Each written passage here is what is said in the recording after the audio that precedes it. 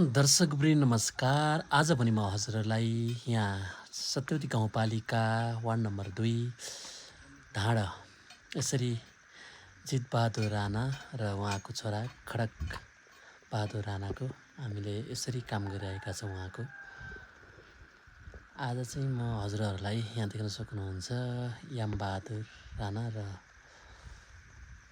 उहाँ चाहिँ यसरी यो सुक्खा गाह्रो देख्न सक्नुहुन्छ। एकदमै राम्रो तरिकाले फिनिसिङ तरिकाले लगाउनु भएको छ।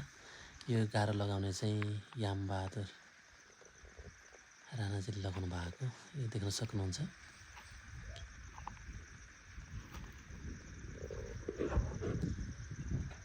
यसरी सुक्खा गाह्रो चाहिँ फिनिसिङ तरिकाले लगाउनु भएको छ। एकदमै राम्रो छ। यो चाहिँ यहाँ देख्न सक्नुहुन्छ। हामी चाहिँ यहाँ निरन्तर काममा लागिरहेका छौँ। यसरी तलदेखि समथिङ 2 या 3 मिटर जति गाह्रो लगाइसक्नु भएको छ। यहाँभन्दा अझै 1 हात जति माथि उठ्नेछ र पुरा लेभल जमिनको लेभल गराउनेछौँ। यहाँ हामीले चाहिँ यहाँ देख्न सक्नु ढुङ्गा चाहिँ एकदमै ठुल्ठुला छन्। एकदमै ठुला ढुङ्गा छन्। यहाँ चाहिँ यसरी काम गरिरहेका छौँ निरन्तर रूपमा।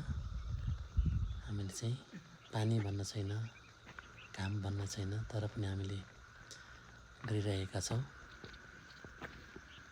उहाँ चाहिँ खड्क बहादुर थापा चाहिँ हाल चाहिँ साउदी अरेबियामा हुनुहुन्छ। उहाँको यो प्रोजेक्ट भन्दा पनि केही फरक पर्दैन। उहाँले चाहिँ हामीलाई काम दिनुभएको छ। उहाँलाई चाहिँ विशेष धन्यवाद। र उहाँको बाबा हुनुहुन्छ जितबहादुर राणाजी। उहाँ चाहिँ हामीसँगै निरन्तर काममा लागिराख्नु भएको छ र खटिनु भएको छ। एकदमै उहाँहरूप्रति आभारी छौँ हामी। उहाँले हामीलाई यसरी काम दिनुभएको छ र हामीले काम गर्ने मौका पाएका छौँ।